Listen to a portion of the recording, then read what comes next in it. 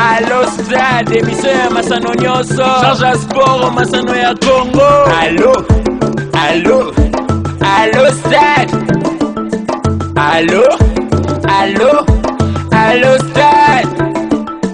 Même moral, même attitude, même moral, même esprit, même moral, même attitude, même moral, même esprit. Kuchu kuchu be, kuchu kuchu be, kuchu kuchu kuchu kuchu kuchu kuchu be, kuchu kuchu be, kuchu kuchu be, kuchu kuchu kuchu kuchu kuchu kuchu be.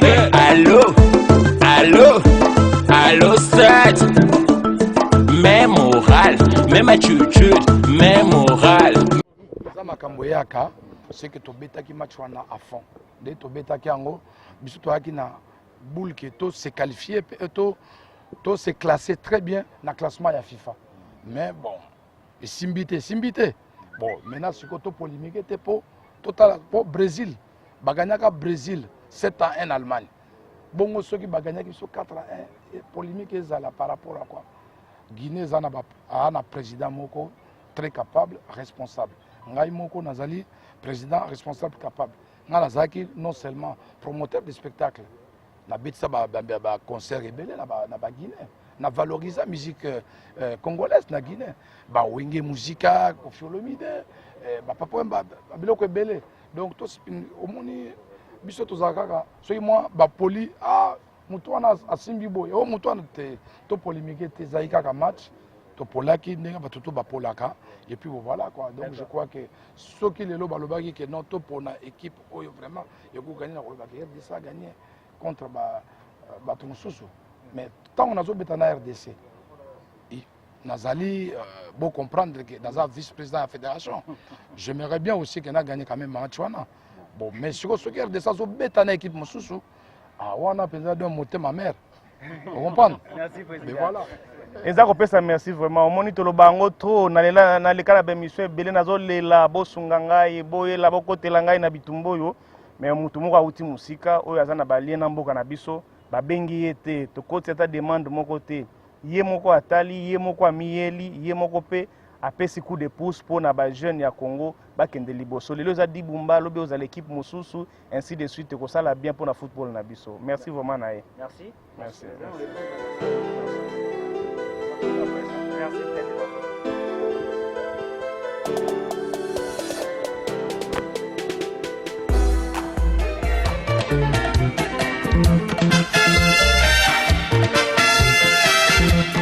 Alors, d'abord pour la déclaration à Salakia, pour la Coupe du Monde, après Coupe du Monde à Rotika, puis Chan,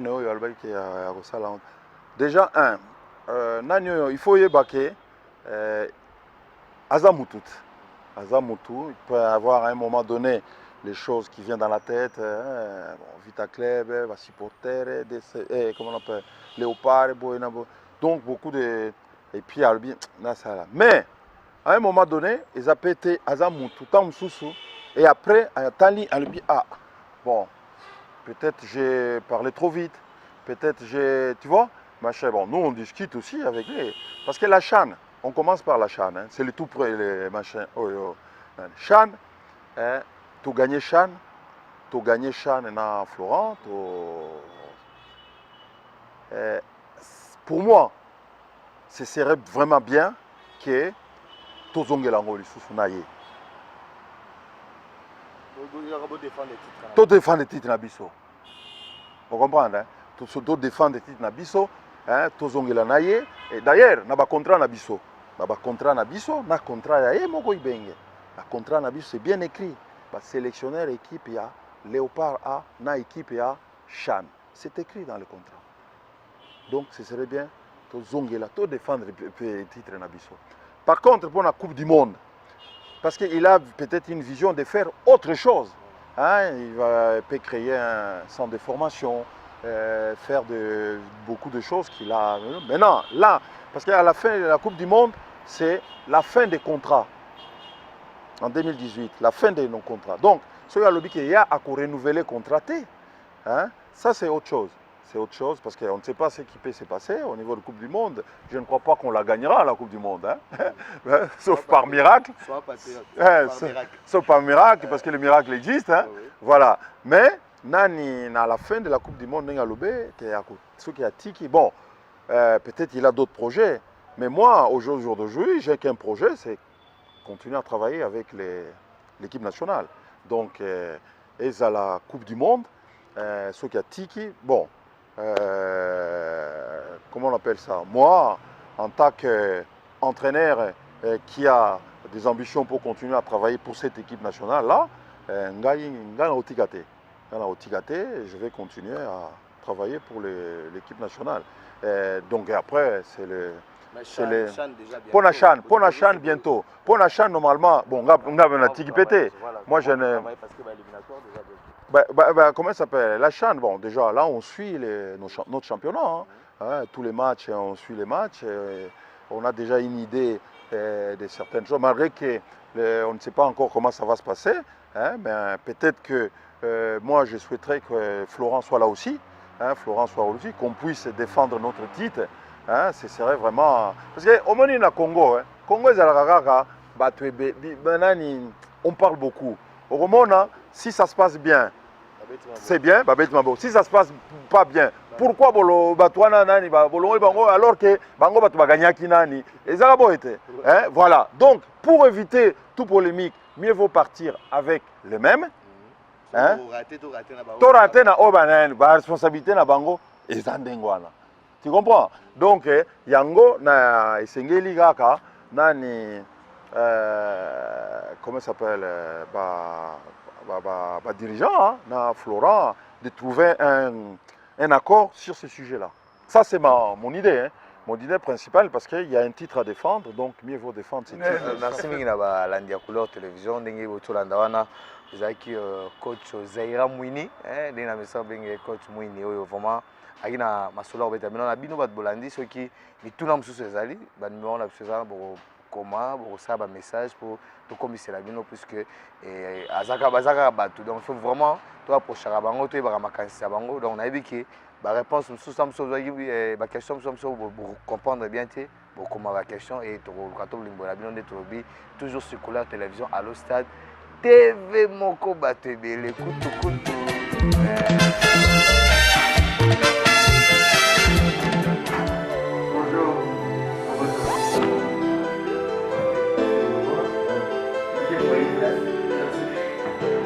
Nous avons Couleur Télévision, nous avons un niveau Fédération Congolaise de Football, nous avons la coach Benina Bureau, coach nous avons un bureau, nous avons tout à fait, Bandakala, peut-être pas, mais Alex Abata Momingi a. Coach, à quelques jours, il y a un match au Yasuka, il y a un éliminatoire mondial, donc moral nous en dit à quelques jours, il y a un match. Non, nous avons bien, nous avons vraiment bien, nous avons d'habitude, c'est-à-dire motivé à gagner match au Ezoya. Match au Ezoya, c'est un match à Guinée, c'est un match facilité, donc il faut la calme, Moutou Pende, ils la péter, ils la calme, ils monter mapé, nous sommes à la pio pour que le match Pende tout bimisa nous sortons à nango au bimisa pour na kolonga itumba wana. Coach Flo, tokolo balelo, coach Florent, Amélie Pema. To Congo et Pema to Yombo Tony pour perdre à 90% chance d'absorber qui est mondial. Ils ont du nani, faut non, c'est un peu comme ça, ils ont un peu de tout. Bon, Yombo Nandima Ngote, ils ont Babylon Moko qui s'explique. Hein. To match mi Baléwana contre Tunisie, tout ça là Yango Penza Malamute. À partir d'un match aller déjà. Match aller na mi-temps car ne tobe ça il m'a ramené alors que tozongaki na 1-1 to lobby m'a ramené mi-temps ndenge fallait au sala ndenge équipe en les obeta comment il fallait recaler bango et puis patatra quoi na mi-temps tant que mutino ça calme tant tozongi na terrain les cambonga to lobaki ndé salimi à la première minute to encaissé but donc surtout ça attend moi concentré to nga tozonga ta na match nul et nga za ndé msusu. Après match retour, tu as tellement là-bas dans si tu perdre en gros mentalement match wana. Tu as tellement na poste à gagner et puis tu l'as en gros pendant 75 minutes. En tout cas, tu as bêti kitoko contre la Tunisie wana, tu as acculé bango. Et puis circonstance c'est au ça là que l'équipe wana peut être très mature. Ba okim sabsumbangu, tu es au lemba. Le score à 2-0, ils ont un score moko, ils ont un peu compliqué. Ils ont un peu compliqué parce que quand il y a un match ici, or que soit le moindre faux pas, adversaire a zongi siko. Tant qu'on zonga na D1, ou biso le loa au salate. Tu vas dans la cima, ou bientôt attaquer, bango tu tiens troisième but. Pendant ce temps-là, il y a siko a zongi les forces, c'est-à-dire que il faut n'appeler ça nyoso pour égaliser. Donc quand on a mingi, so est comme 2-1, so a mingi 2-1. Parce que l'équipe est marqué 1, a commis quoi attaquer, a tiki peut-être l'espace, mais nous sommes aux amayele, vous avez possibilité de contrer 3-1. Et ça, pour la bisote, ainsi, c'est pas le Sarabisopé, quand la mingi était tant de bataille contre Congo Brazza, tous avez pu mener bisot 2-0, tous ont eu 4, tous les cas 4. Donc c'est à peu près le même genre de circonstances. Oui, les bisot, malheureusement, tourné contre Bissot, quoi. Donc voilà, c'est vraiment dommage parce que on a le bateau, on a des dessin absolument beaucoup. Ça n'arrive pas souvent dans la vie. Dans la vie, aux autres aux employés, même à tous les directeurs, aux autres dépendent quand même de l'humeur à employés. Mais aux dépendre, aux apprendre mettre à destin, que Léon a une salle à boire, l'autre a une salle à boire. C'est un moment très rare dans la vie. Bon, vous avez une possibilité, on a, de laisser échapper on a 15 minutes. Donc, et c'est vraiment dommage. Et puis, ils ont poursuivi Bissoti les lots. Même si ils sont calmes pour nous préparer un match, on a gagné parce que c'est un match international. Exemple, un match on a gagné en Libye. Calculer qu'on a gagné un match en extérieur, en Libanda, mais on a pendant les 5 mois. Il y a quelques années, on a gagné un match en Libanda, on a gagné en Libye, nous avons gagné. Mais tu as gagné, mais c'est un open et ça donc tu perds des sélections en 15 minutes et au salaire pas si même. Pour le coach Flo, actuellement, les Congolais sont pas bien, ils sont sur papier, donc espérer sur le mondial. Sur papier, espoir, ils ont toujours. Mathématiquement, c'est toujours possible. Il suffit. C'est facile à dire. Il faudrait que Tunisie pour là. Quel que soit le score, atteint 1-0, et puis Bissot tu gagné 2-0, voilà, Bissot l'équipe. Donc mathématiquement, il y a un Moana. Maintenant, football est un miracle, il faut avoir la réalité. Dans un premier temps, pour battre déjà Guinée 2-0, c'est pas facile, mais Bissot tu as la nuance pour battre Guinée 2-0. C'est quoi, tu as un destin, tu as un destin à la Tunisie. Oui, le coach Lelo, au salut 3 ans à l'équipe nationale, c'est vrai. Billy m'a pensé qu'il y a occasion, chance, mais il y a un là depuis l'équipe nationale. C'est vrai, tout le monde envisage poste de coach à Congo. Donc l'équipe nationale, ça fait 3 ans. Il y a un c'est dire, bilan est positif, négatif. En tout cas, tout ça est quand même Makambe Belé, en 3 ans. C'est quand même pas mal ce qu'on a réussi à faire. Rose a satisfait à 100% parce que je ne suis pas quelqu'un qui me contente de peu. Quand on a commencé dans le Natchagi Barti, dans la Coupe du Monde, c'était pas peu. Je ne me contente pas de peu. Donc, tout ça, il m'a malam. Et puis, Msousoupé, tu as raté. Ça, il ne faut pas le nier. Mais globalement, sur le bilan au Bimba, place de outil, tant que tu as équipe, tu as 104e mondial, tu as comité à niveau où à la 28e mondial, tu as niveau à la 2e équipe africaine. Donc voilà, un moment même, Klutozag est élu meilleure équipe de l'année. Donc bon, ils ont fait. Ils ont moroté que Bissomo, tu as na place là, ce sont des faits. Tu as gagné médaille de bronze. Et puis tu as éliminé dans la quart de finale. Bon, voilà. Bilan chiffré avec beaucoup de matchs gagnés, peu de matchs perdus et de matchs nuls. On a fait et qui sont positifs. Et là, monsieur les positifs, c'est engouement on stoppé ici na Batunyonso. Et puis non seulement on gagne le match, mais partout place Mutaza à comprendre que place Hazard a occupé aux gagnants à partir à football. Et là, ils ont attaché Batumingi, se reconnaître dans le football, c'est que place hasard, ils ont sous football. Nous avons et puis c'est idée que Ngapé n'a encore réussir. Donc, quelque part, fierté du Congolais, quoi. Et puis, valeur travail. Auto Sali, ils ont au moins mais hasard, ça vient du travail. Tu travailles mingi. Tu travailles mingi parce que sur Otali, tu bandagi. Il y a des joueurs qui sont bango. Pour nous, facilement, facilement, au Lobara, tu as une génération exceptionnelle, banini. Mais sur Otali, bien, génération exceptionnelle, tu as un joueur à Barcelone, na Real de Madrid, na Manchester, top club. Donc, un joueur exceptionnel va être un top club. Donc, tu as un niveau en athée. Mais malgré le fait que tu as un joueur en athée, tu as un mingi à l'époque, tu as un joueur remplaçant, tu as un club, et puis mingi, tu as une deuxième division. Donc, émulation en athée, il a fallu quand même être malin.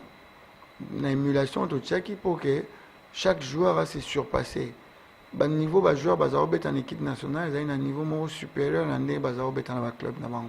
Pour l'émulation. Vous avez équipe de base. Or que l'émulation, ça a que nous sommes à un niveau et puis, comme par hasard, les joueurs sont quasiment titulaires. Ça, c'est une réelle fierté. Et puis, il faut continuer à avoir une méritocratie à se sentir qu'à l'équipe Ninga, mais que valeur travail na ndemte matsae. Je pense que on a valeur monnaie topesi et puis évidemment les relations humaines avec les joueurs. Problème ils ont raté.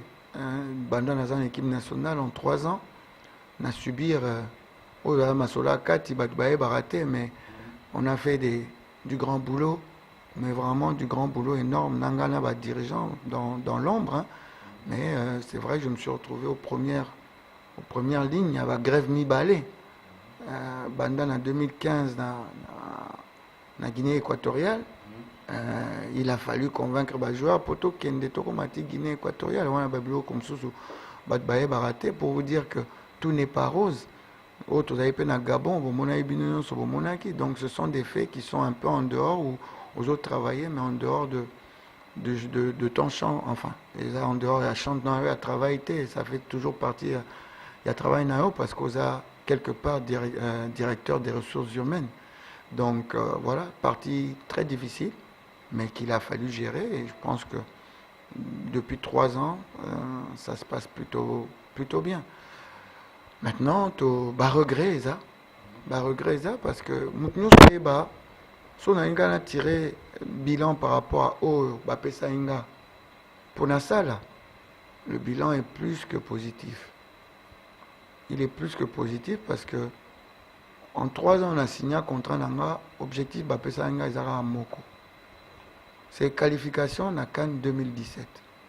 Qualification na CAN 2017. Nazarina objectif nous souhaiter et là Bapesa Inga contrat Nanga. Jamais de la vie.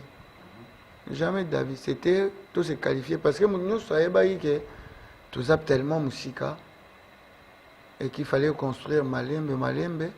Donc le président Benganga Penza Lobingai a pour 2015 Tenaza. Donc nous été en 2015. Abi nazo peso ninte abnanga travail tranquillement pour que to kende Coupe d'Afrique 2017. Voilà objectif au Bapesa.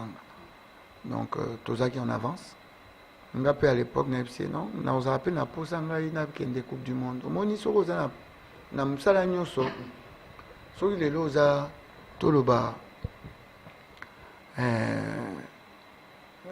secrétaire, ceux qui ont appelé la pause à ta projection, on a évité que dans 10 ans, peut-être, nous avons un secrétaire général. Bon, c'est aussi ton choix. Mais nous avons progressé. Nous avons fait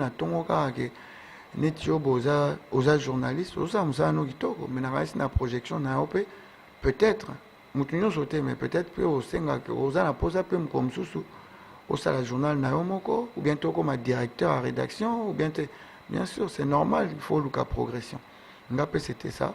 Donc la progression est que Tobeta Cannes 2017, mais net ba éliminatoire Coupe du Monde déjà tobetango mais tobetango te ka pona robeta c'est tobetango pour tokende.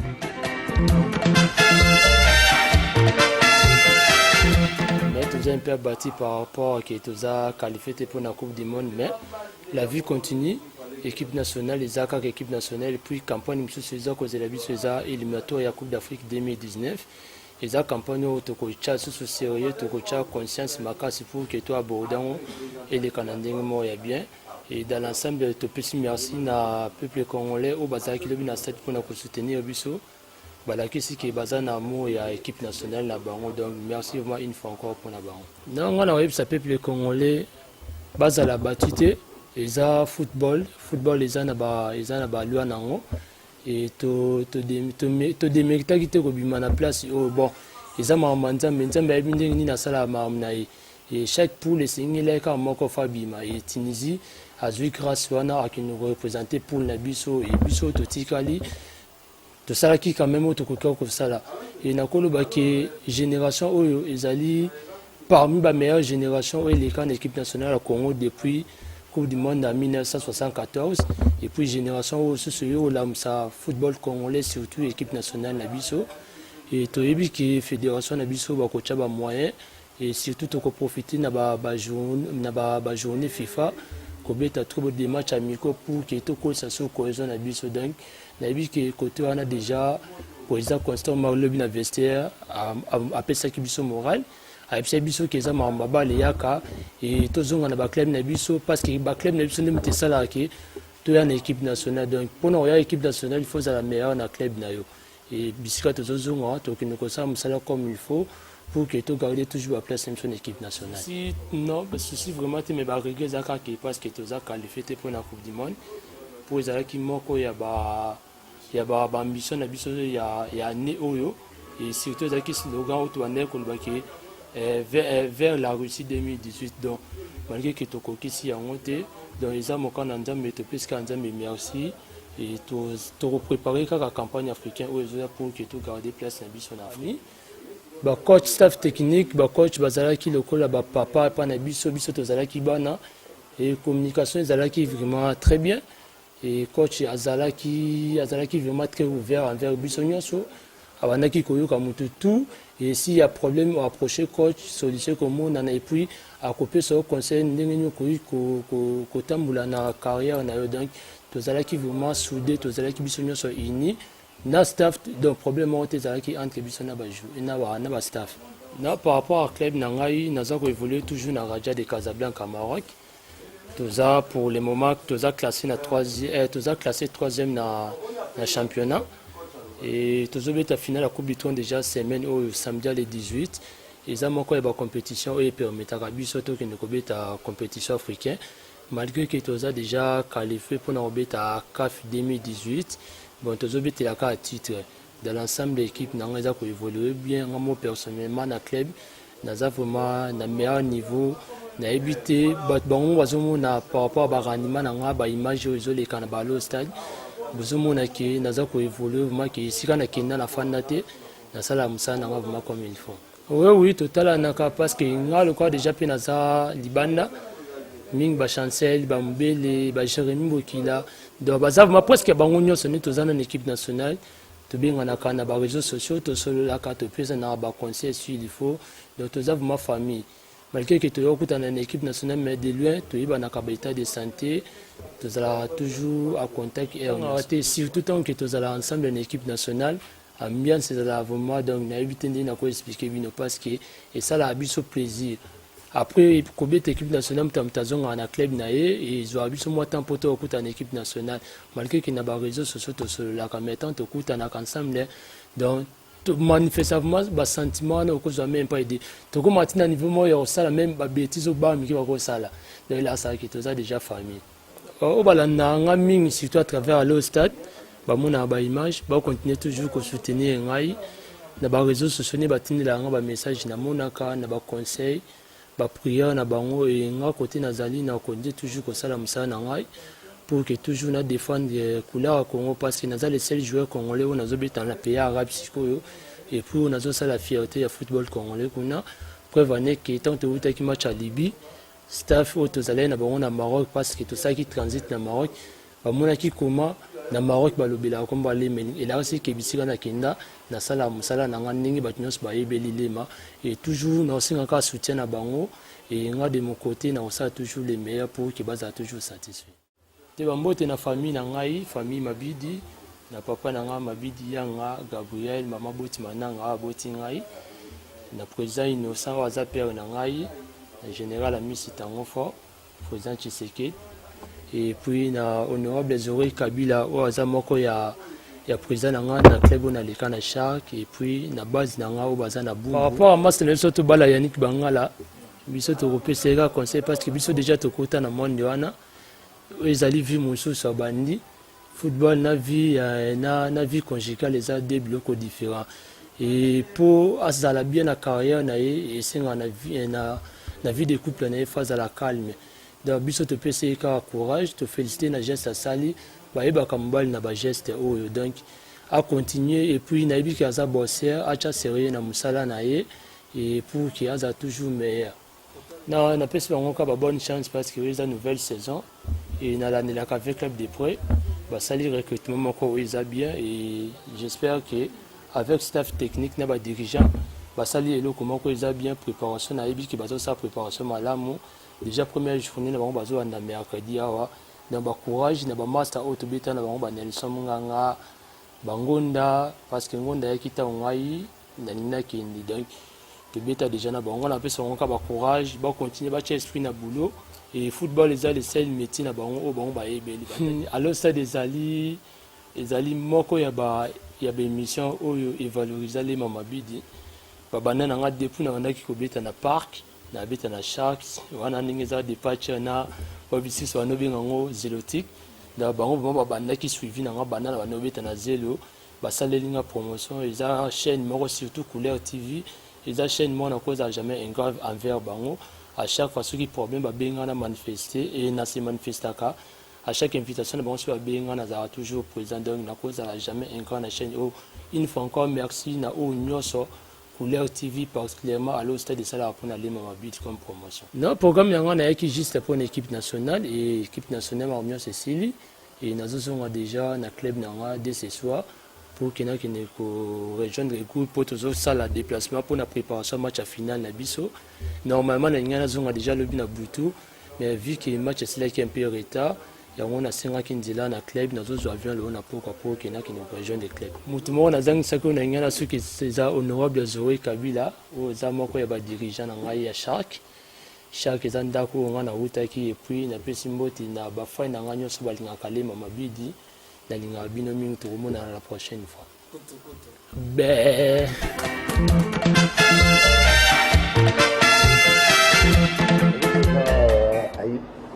Bonjour, Mopanzi Sango de Pacha. Oui, 23 points pour la phase aller, la position il y a bien. C'est-à-dire que tout ça, parmi les 3 premiers, déjà la phase aller. Mais soyez n'a vu ça vraiment que token de musique parce que défi n'a vu ça les lots. Pour une équipe l'aura il a ambition à Zanango. Togo c'est limité de ma 3e. Faisant passer de Magui 3e, bon, on ne peut pas mobiliser tout ce moins temps le lot pour que le Bissau marque à 3e. Donc pour la Bissau, c'est une bonne position aujourd'hui, mais tout total plus que ça. Pour ma part,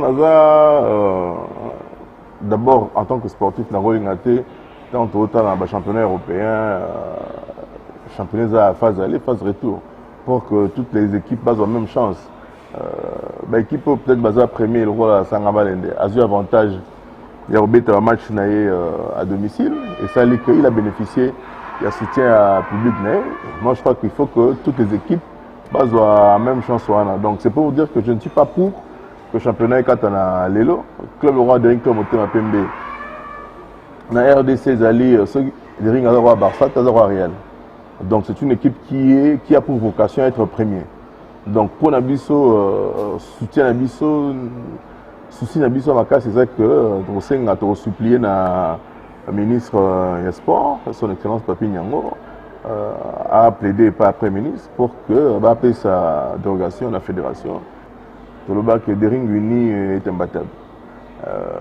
Caractère wana, unité wana, c'est tout le monde. Tout le monde doit parler le même langage.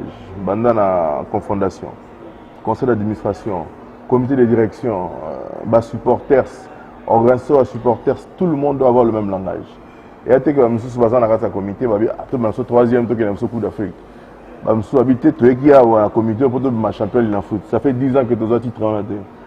Et tout ça, c'est un problème. Mais pour ma part, en tant que supporter, je m'exprime en tant que supporter, moi je suis pour que tout le monde ait une unité à Dering. Que l'unité, c'est-à-dire que nous sommes supporters. J'étais invité à aller par des supporters. Semaine prochaine, je vais quitter Tchangou pour nous cela entre Bissou et Imania. Pour moi, pourquoi on ne vient pas au stade?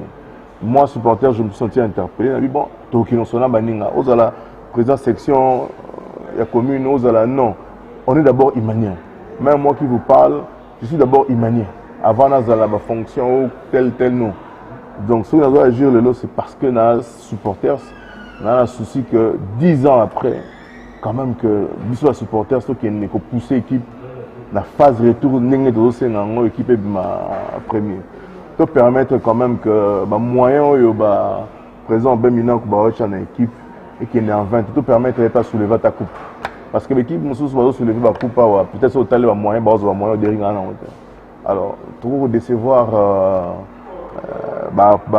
bailleurs au besoin na moyen na bango te ba imane wa emine wa bango ba d'autres moyen na bango le long équipe et que lobby peut-être que ça peut arriver, il ne sera pas là éternellement le non bon on a mis autant de moyens à tati traité donc biso toza wana pour dire que non ces moyens là ils sont belés et Tchami est belé il faut quand même que te permettre na tuteur na biso ben maintenant quoi na stade azu coupe pas tomboli ils ont plaisir kozala na comité ou pas suspension vraiment je vais demander là-bas supporters c'est belé surtout bon au ça fait la modeste personne à biso bacha vraiment entre parenthèses à venir à des rings ils a plus grand biso toza qui chance moi personnellement Yaroko a déjà stade à l'âge de 80 en 1983 84 j'étais déjà au stade du jamais pour entendre les des rings je voyais comment les supporters sont à un stade. Nous parlons que de l'équipe. On était là, les gens ne parlaient que de l'équipe. Naïbi que le problème est celle que les supporters soient à un stade peut-être et tout. Bon, je crois que ce qui est vraiment la logique, la dynamique, il y a unité à des rings. Maram Belé va se résoudre. Bata la batouté, telle personne, non. Ceux qui victoire à des rings, ils allaient victoire à Moutoutou. Ceux qui défaite, ils allaient à défaite à Moutoutou. Ils ont été les lots. Les fêtes à Oye, comment on s'appelle ça? Quand on a victoire à Bawane, comment on s'appelle ça? C'est comme si moi, antagoniste, pour ma part, je crois que tout le monde a recherché unité, la biso de supporters. Je crois que Sambi, nous avons invité à Tchangou. Il m'a bien expliqué Makambo. Et après, tout ça, la tournée à district pour nous repousser, pour faire comprendre que Mbongo Tcham est bien dans les rings. Bon. Il y a peut-être question, comme on dit, à double tranchant, parce que bon, j'étais supporter, j'ai fait ce que je fais, ce que j'ai pu. En tant que dirigeant aussi, et aussi c'est dans le cadre de mon libéralité. Et comme ça, dans le cadre de la structure. Donc tout ce qu'il y avait comme moyen, tout ça, dans le cadre de la structure. Je vais vous dire que je n'ai peut-être fait que 3 mois et demi comme avant suspension. Dans ça, les 3 mois, les collègues, les amis, tout ça, dans Bango. Je citerai le président Mouton, Josa, président de la section football, à vous témoigner de ce que nous avons fait dans la section football. Je ne suis pas seul. Il y a les amis au Bazakuna, conseil Richard, conseil Etienne. Le football au Bissou, c'est le dirigeant. Tant qu'on commet dirigeant, la vie de l'équipe, c'est ta vie. Il m'a un entraînement. Tous les jours, je suivais mon équipe. Sur 5 séances d'entraînement, j'étais 4 fois. Comme dirigeant, suivre Nini. Résultat, en tant que membre de la section football, mon pandisson à solo, il y a la vérité. Tilelo, bon, je ne suis jamais mis dans la peau d'un dirigeant qui a perdu un match. Non, la s'entend au parce que je n'ai pas perdu un match en tant que membre. Ouais. Voilà, maman, bana imana bayebi ceux qui va ligner l'eau na bango bayebi l'eau basala bana imana ngai te ngai dans la école na koli na école École, on a école à Charles Tambo. Il faut la vérité comme telle. J'ai grandi là-bas. Mon père fut un grand donateur de ring, membre d'honneur. C'est lui qui m'a l'activité des rings, mais comme dirigeant, dans le parage, j'avais dirigeant, le président Charles Tamboua, c'est la vérité. On va changer le côté, le président Rovic. D'ailleurs, je le remercie. Je lui passe mes salutations. Merci beaucoup dans le message de Pesakina, ça m'est allé droit au cœur. Et puis bon, voilà. Donc, bon, on a vraiment non noté parce que je ne voulais pas que je fasse trop d'histoires sur ma suspension. Et je crois qu'à travers eux, je crois que maintenant on va comprendre que personnellement, suspension c'est vraiment un détail pour nous. Dieu seul est témoin. Le staff technique, qu'aujourd'hui il est vivant.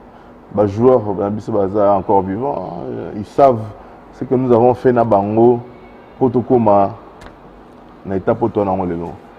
Donc je crois que étape lelo tout est possible. Tout est possible. Ceux qui m'accordaient une dérogation en tant que supporter, c'est moi na des rings. Moi des rings. Ceux qui sont unis, vraiment je vous supplie, supporter ça imana.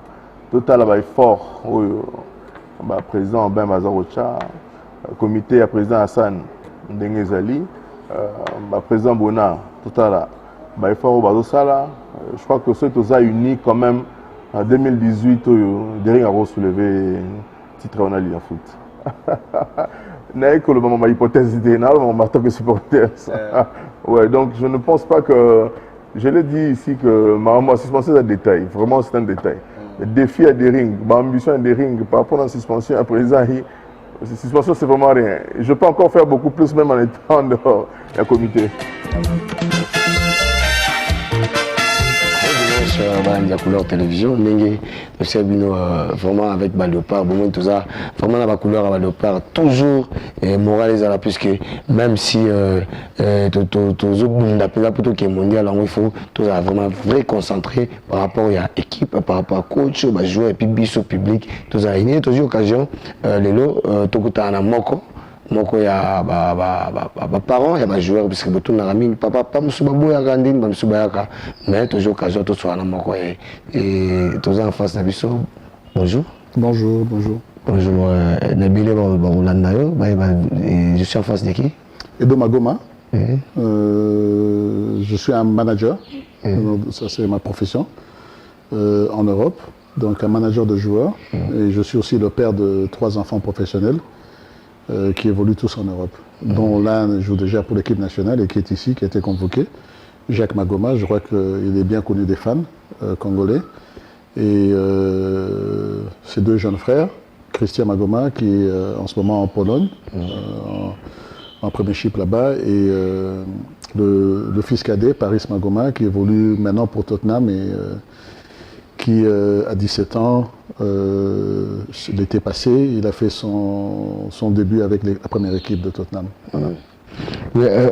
Vido, expliquez-moi parce que monsieur Salama, vraiment, on l'a vraiment ma précision. Tant que Jack Magoma, on a papa Magoma, il a père géniteur. Si, c'est papa Naï.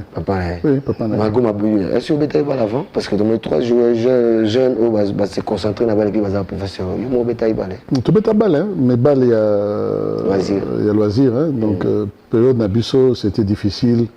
Mes parents, non, mon football, Elo Mora Bavoyou, la même chose avec musique.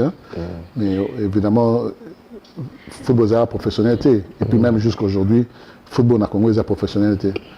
Donc ils avaient quand même ma réserve est belée parce que parents nous sont moi né à Bonganavi donc à sa classe à mon bien mais aujourd'hui ce que vous êtes football professionnel tu gagnes très bien ta vie et puis attends la nenga qui bon moto aux oko la paix. Oui, le bien là, de Magoma, et bien par le travail parce que des bases dans la biso et ça m'a rendu na poto. C'est vrai, ma parent belé, ma maman bayate par rapport à l'équipe nationale, ma parent est belé, bazar réticent, mais nous tout le monde Christian y a qui tout à côté de la formalité. pas dans conséquent par on tous les arabes on se souvient de qu'on connaît ça pour adopter vraiment pour nationalité congolaise il y a qui toque bon il y a le Gabeta pendant l'équipe nationale. C'est vraiment amour à Mboka, amour à Mboka parce que enfin il faut séparer les deux donc ils ont amour à Mboka. Je suis généralement un patriote, très patriotique, c'est ma façon d'être. Le Congo, c'est Ezavi Nanga Bobimba. C'est le pays Mboka, ancêtre en Abisso, Bako en Abisso, va contribuer pour Bisso Tozala Lelo.